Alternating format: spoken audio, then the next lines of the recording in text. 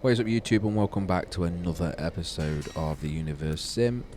Just admiring some of the skins as we move into the space age, and we are getting very, very close now. In fact, we do have the buildings to move to the moon, but we don't have the resources set up within it yet. I did try, but you have to actually put specific things in. One of them is the hydro something or other. It's a machine that basically creates water from steel, but I haven't researched it, so technically you can't just go there, but we will get to that very shortly. Looking around, you can see the engineers' huts are required for some of these buildings. Now we do have just look at that building, by the way, because you can see it's there. I'm using it right now, and I can't use it until we have another body colonized, which will be the moon, because we can't go any further than that in this series. But that building disappears, and I don't know why. So let's see in this playback whether I actually do delete it for some random reason.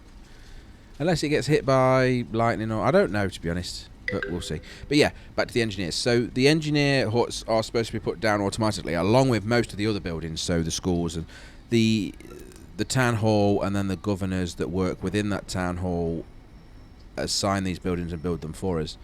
What I'm noticing is that although they do build the engineers' huts, they're not the quickest, and I have lost buildings because they didn't get to it in time. So I kind of try and remember when I can remember. Of course, I'm not going to say I always do, to do it myself.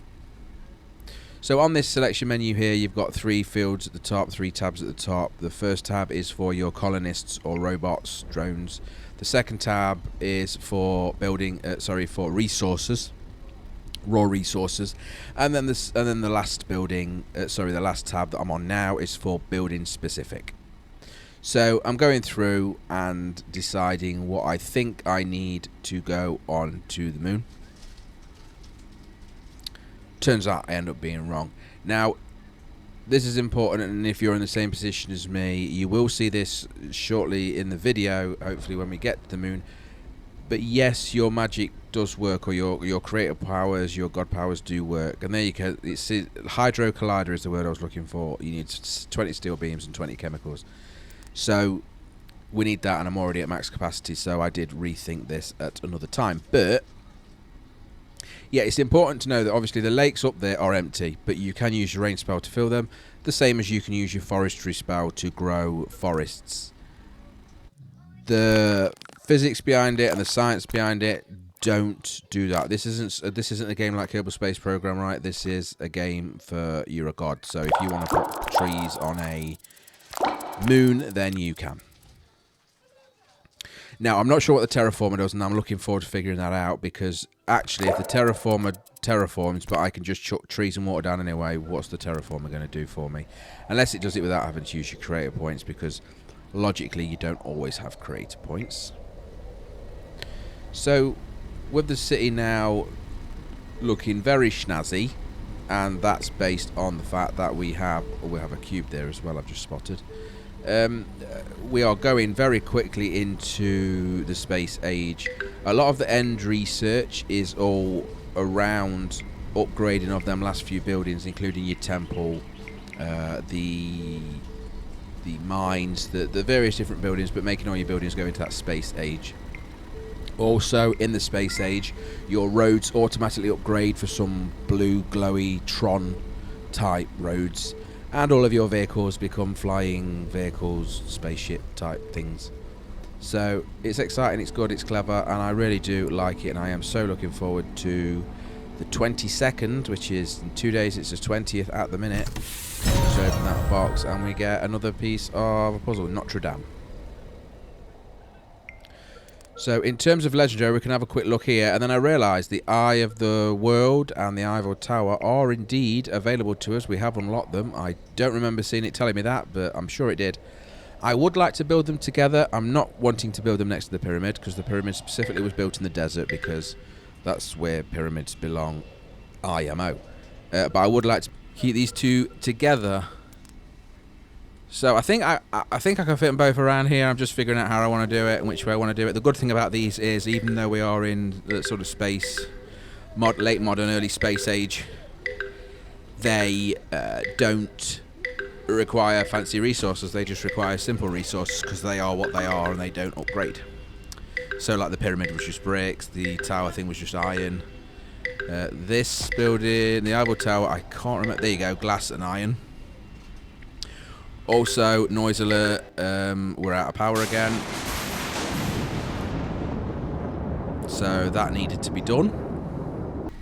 And carrying on from the escapades of the power issues, I'm going to chuck down some more batteries.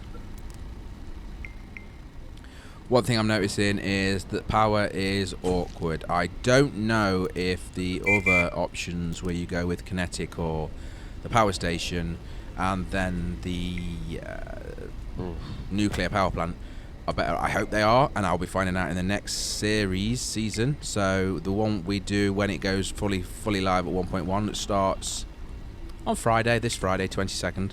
That one I will be using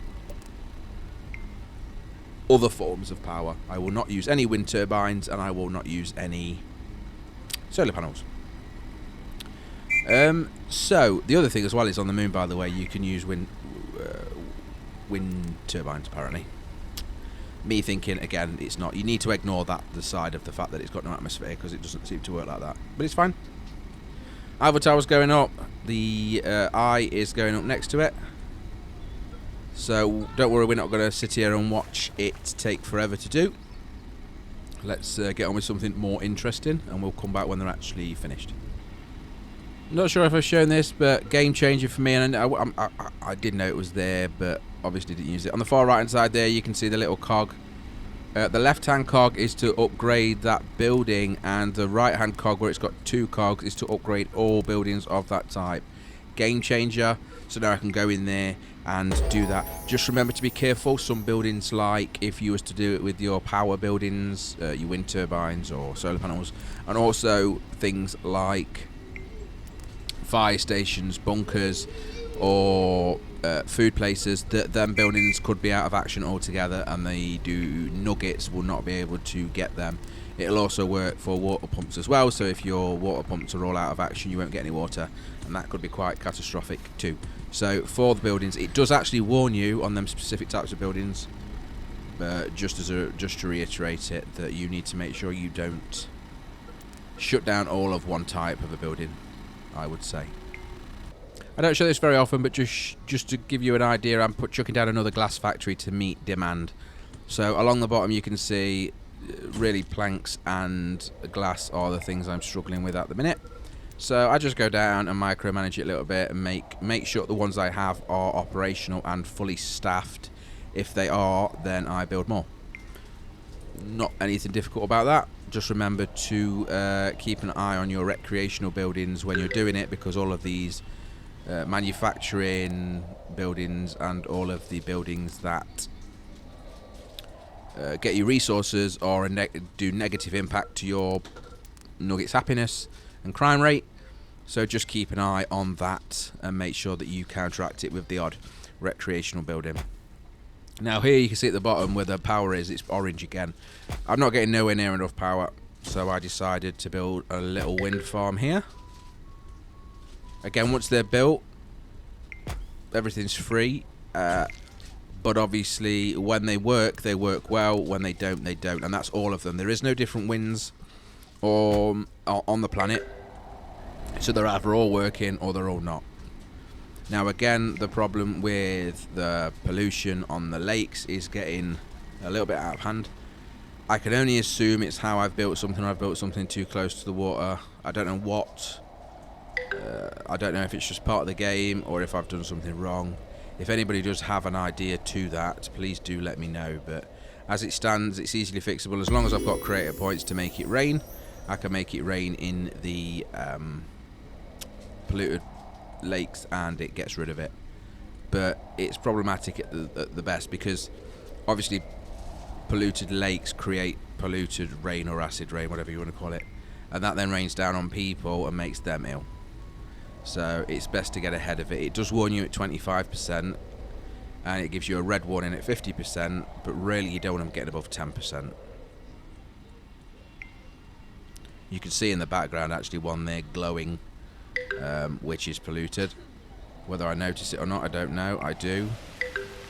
So that was 39%, and one rain cloud later, and it's 0. So you need to keep on top of that. Again, I'm not sure if that's something that I'm going to have to do constantly, because I'm not changing my buildings right. We're coming to a close with this to move on to the new one anyway. So what I'll probably try and do is science it a little bit and build sort of the resource buildings away from water sources and see if that's any better. So the hypertube was completed in the end. Again, it was a ridiculous amount of resources, and it's not really practical for what I want it for. It does go halfway around the planet, and people are using it. You see a little capsule flying through it, I think. There you go. That's a person or a nugget using it to get from one side of the planet to the other quickly. Just whiz down now to the end of where they enter, and that's it. I think you're supposed to do that a lot more frequently with these. So it's basically like a bus terminal or a monorail or whatever you want to call it. But if you put it around the areas, people can get around a lot quicker, so they can get to work and get home a lot quicker, but also to water sources, food sources, and medical resources. City's looking fantastic now with all them skyscrapers. You can see the little wind turbine area I talked about earlier is getting built and complete. We do have a bit of green at the minute, so we are making 2300 and climbing, and we're using 1700. But remember that 1700 is permanent, and the produced is not. Already it's gone down, but then it's shooting back up again, and that's the problem. I just need to keep a large amount in the batteries. Obviously the lightning will help with that, but even the lightning, it only does I think 100 per strike, so it can be quite costly, and you need a decent amount of creator points to actually back up the amount of power that you want. You can see I'm unlocking a lot of these buildings along the bottom, cloud generators and terraformers and various different things. They're for other planets, obviously. I don't believe, anyway, there's any point using them on the planet, unless obviously this planet gets really bad. Then I could probably use it. A cloud generator could make it rain more often, but it could also make it rain acid rain because of the pollution levels that we are getting. Okay, so now we're going into it. So we're in the Cosmodrome. We're sorting out, or I'm sorting out the rocket. So this, by sorting out the rocket, I am putting in the items that you have to put in that it says. So that is 5 duplicants, 20 steel, 20 chemicals, and certain types of buildings. When you've done it, you can see along the bottom there are all the resources I've selected and the buildings that I need. And at the top of the building then it says awaiting resources. So all it is a case of now is your nuggets bringing over all of that resource, putting it inside the Cosmodrome, which is also inside the rocket, and at that point you can launch and away you go. So I'm not going to make you wait for this. We're going to jump over to when the rocket actually has the resources it needs. Okay, so here we are. I've had a warning or a notification that it is indeed ready, and we're about to embark on our first ever mission off the planet, and mine. Obviously for the next series I'm hoping to do this quite a few times, to go to every planet. But there is our rocket. It has all of the resources I put in it. Them lights are flashing to say that it is in fact ready to launch. The 5 nuggets are on board. All you have to do is click launch, and away we go. This is rocket number 1. Its real name is HMS rocket number 1, because I really can't think of anything else to say about it. As we're flying up into space and leaving, I've done it on this. I could have stayed with it, but I kind of did it as like a little, you know what you see on the TV with SpaceX and that, where they fly away, and there it goes. And as we're leaving the planet, oddly, we're running out of power again on our planet. So that's something to worry about. And the rocket has arrived on the moon. So do you want to switch planets? Basically, it's saying that I don't have all of my governors set up. Now, I do, but the 2 bottom ones aren't activated in the early access game yet. So Minister of Entertainment and Space. So that's why it's saying that, but don't worry, as long as you've got them two missing, you're good to go. So all you have to do is click yes, and you will indeed fly over to the moon. And I'm going to skip this a little bit because this screen that you're seeing now is a bit cumbersome and slow. Welcome to the moon. And this is a little bit like Kerbal Space Program now, right? So you need to put your epicenter down, but your epicenter is actually the landing point of the rocket. You can see it is showing you the water areas. All of them are empty though, but I went with the here because it's in between two. So you do that and you'll see the rocket comes down, unfolds. I mean, it falls off the sky a little bit. It blows off the top, like it's no bother. And there you go, the rocket lands on the launch pad, opens up, solar panels, and that is the first bit of power you get, and it's 40 power. So that'll keep most of your first buildings up and running. Immediately the 5 nuggets, or I suppose you could have more if you have more, get to work setting up a residential area and then the buildings that you carried along. Now, the resources, you're not going to have enough to do much at all to start with, and that is where the spaceport comes into play that we'll get there. You can see they are in their little astronaut outfits. They're spacesuits because there is indeed no oxygen on the moon. Yet. So as we've got all of these buildings, the lakes are all empty, but you can use your creator points and rain into them to fill them up. I'm not sure how quick I figured that out, but I did. And also, you can use the forestry spell to grow trees on the moon. Again, without oxygen or carbon dioxide, they still grow, so it's not a problem. And then you switch back when you want to go to the planet. And returning back to the planet, you will get a bit of spam for all the buildings that have finished. It's not live, they don't finish while you're on the moon, they finish as you return back from the moon. And you can see there we had a few rotting corpses that I've had to cure. So my new fix for that now is where I see a rotting corpse, I put a cemetery right next to that area, knowing then that that will be, well, that shouldn't happen again once the cemetery is built. Again, it's sort of a micromanagement thing. I'm not going to look where the other ones are, I'm just going to put one down because the other one hasn't done it. Onto here you can see there's a lot of reservoirs, hospitals, water pumps, and the expedition camp that needs to be upgraded. So I'll get all that going. Cloning tower is there, but what we actually want now, after we've actually created more nuggetoids, because we do have, well, showing 9 now, we have 9 of the unobtainium. But I don't know if you spotted it, but and there's the new roads, by the way, that I mentioned. These are the new spaceship roads. So now the cars are gone, and everybody's, well, they're not gone actually. No, they're not gone, I'm lying to you. But they will be shortly, and they'll be flying around as opposed to driving around as the new roads upgrade. It's actually just happening, so I think you'll find it will happen over the next few seconds. To research, we haven't looked at that in a while. You can see we're well past the space age now. In fact, the end is nigh, and there it is at the end where it says coming soon. Turns out that isn't actually a research, and neither is the one above it, the global monitoring, I think it's called. One of them up there isn't researchable anyway. So we will be finishing it very soon, and then once the research is done, right, it's done. So I've just clicked on the Cosmodrome, and then I realised that actually that thing I was talking about was built next to it, and you can see over there on the left hand side this great big open space. I don't know what happened to that building. I don't know why it disappeared. I have gone through this and looked, and I never told it to delete it. So whether it was destroyed, which there is an engineer hut right there below the 5, is that? No, 6 solar panels. So I honestly don't know. So we'll get that built again because that is critical and actually a very good resource. A lot easier than other games that I've played of this nature to get resources to the moon or any other planets. It's quite a nice way of doing it, and I do actually enjoy it. You just need to know what you need, right? So we need this to be built to move into that step, but you can see it fitted perfectly, and I'm chucking down yet another engineer's hut and another fire station just to make extra sure that it doesn't actually fall down again.